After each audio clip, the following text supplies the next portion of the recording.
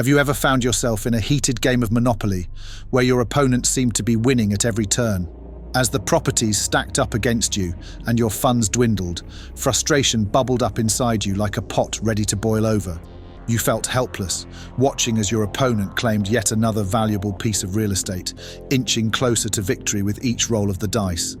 In this high-stakes game, the dynamics between players were starkly evident. As success favored one side, the atmosphere grew tense with the unmistakable air of superiority. The player assigned the role of the rich participant exuded confidence and dominance, their every move oozing with assertiveness. With each acquired property, their presence seemed to expand, filling the room with an aura of privilege. There was little room for empathy towards their opponent as they reveled in their own success, attributing it to personal skill and merit. Satisfaction danced in their eyes, fueled by the belief that victory was rightfully theirs. The groundbreaking Monopoly experiment conducted by psychologists at the University of California, Irvine, explained why this behavior happens when people start gloating, and the findings tell us a lot about the behavior of the rich in our society. So what can explain the behavior and feelings of you and your opponent? Paul Piff, an assistant professor of psychology and social behavior at the University of California, Irvine, conducted the Monopoly experiment, in which pairs of strangers were invited to engage in a specially rigged version of the classic board game Monopoly. Termed the Monopoly experiment, this study delved into the intricate interplay between socioeconomic status and human behavior. At the heart of this experiment lay a simple coin flip, which determined the initial division of wealth between players. One participant was arbitrarily designated as rich, while the other assumed the role of the poor. However, this coin flip carried profound implications, as it bestowed significant advantages upon the rich player from the very outset, such as a head start with double the starting capital at the start compared to their poor opponent, as well as the ability to roll 2 dice instead of 1, and the freedom to move around the game board at double the speed. Moreover, their passage past the pivotal Go square yielded a substantial $200 windfall, while their poor counterparts received a meager $100. The results showed that as the game progressed, the rich players exhibited more dominant and rude behavior compared to their poorer counterparts. Furthermore, it shows that the wealthy are more likely to act more self-centered. In fact, he added that they are likely to be responsive to the suffering of others. This meticulously designed setup aimed to dissect the intricate dynamics of socioeconomic inequality within the confines of a board game. Subsequent research by Paul Piff challenges our conceptions about the rich and the poor. His studies and other findings shed light that the wealthy are not immune to unethical behavior and can engage in dishonest practices such as tax evasion or corporate fraud. In fact, research conducted by Paul Piff and his colleagues has shown that individuals from higher socioeconomic backgrounds are more likely to exhibit selfish and unethical behavior compared to those from lower socioeconomic backgrounds. According to other studies, most influential people tend to exhibit higher levels of psychological entitlement and narcissistic personality traits. Yes, they are more inclined to engage in narcissistic behaviors, such as choosing to gaze at themselves in a mirror. Research also indicates that people with affluent backgrounds exhibit lower levels of generosity and altruism. For example, in the experiment, individuals from higher social classes tended to retain more credits for future transactions, whereas those from lower class backgrounds were more inclined to share their credits with unfamiliar participants. Likewise, people who are considered upper class often have more independence and privacy in their jobs, which might lead to fewer restrictions and a lower perception of the risks associated with unethical actions. Having the resources to deal with the consequences of such behavior may make them more likely to engage in unethical acts. Plus, the mindset of feeling entitled and not paying much attention to how actions affect others contributes to unethical tendencies among the upper class.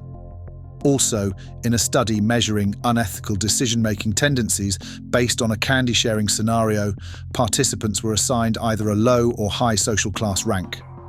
This distribution and privilege influenced their subjective perceptions through comparisons.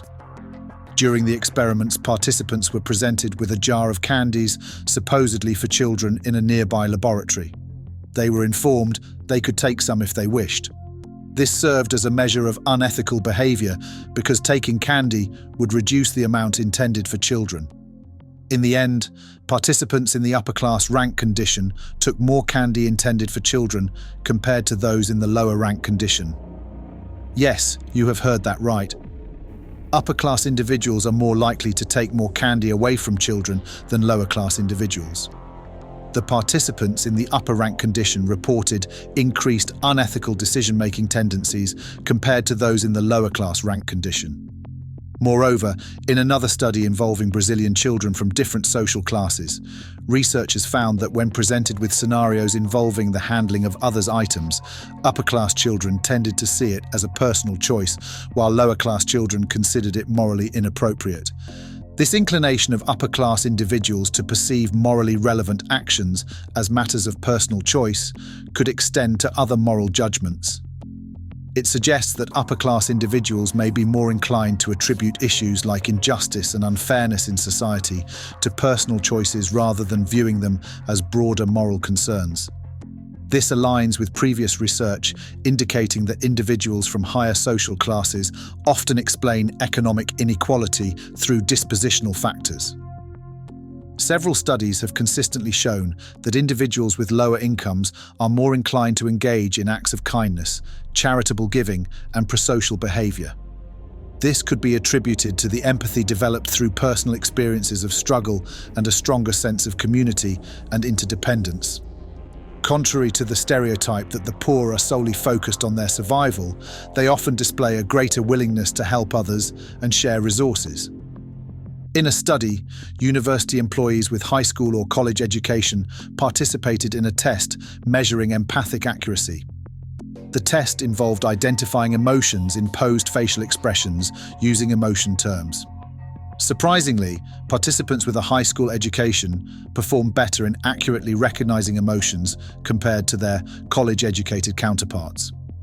Recent studies also indicate that individuals from lower socioeconomic backgrounds have more negative reactions to impure actions and more positive reactions to actions aligned with purity, virtues compared to their upper-class counterparts.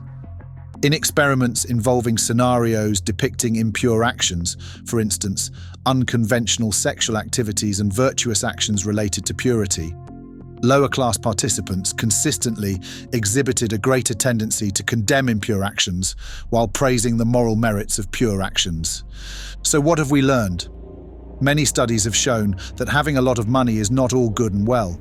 This is not to say that all wealthy people behave like this. In fact, many of them act in good faith. But it is good to recognize the faults as well. The findings encompass minor behaviors, like that jerk in a BMW driving carelessly, but also major crimes like tax evasion. Based on this research, you could even ask yourself, why do the rich need to indulge in acts of unethical behavior? Is this behavior a way to keep the money they have earned, even if it takes away from others? Also, critiquing these stereotypes and biases is crucial for fostering a more nuanced understanding of wealth-related behavior. It is essential to recognize that people's actions and behaviors are influenced by a wide range of factors, including social, economic, and cultural contexts. Wealth does not determine an individual's character, intelligence, or moral compass. One prevalent stereotype is the belief that wealth equates to intelligence and moral superiority. This assumption suggests that wealthy individuals are inherently more intelligent, hardworking, and deserving of their success. However, this generalization fails to acknowledge the role of privilege, opportunities, and systemic advantages that contribute to wealth accumulation. It disregards the fact that many individuals from disadvantaged backgrounds possess immense talent and work ethic, but lack the same opportunities for upward mobility. Another stereotype is the notion that wealth leads to increased empathy and generosity. This assumption suggests that wealthy individuals are more likely to engage in charitable acts and contribute to social causes. While it is true that some wealthy individuals are philanthropic, it is important to recognize that this is not a universal trait. Additionally, there is a bias that assumes that individuals who are financially struggling are solely responsible for their circumstances.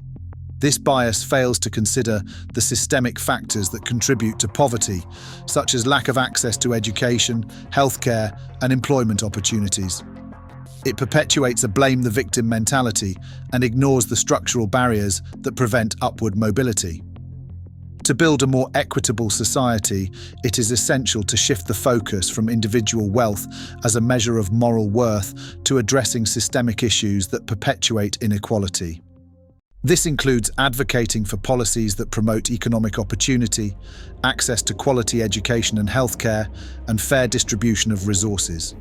By doing this, we can work towards dismantling the structures that perpetuate wealth disparities and create a society where individuals are valued for their character and contributions rather than their financial status.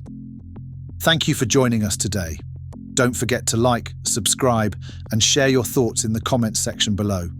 You can find the link to some interesting research articles in the description. Until next time, stay curious.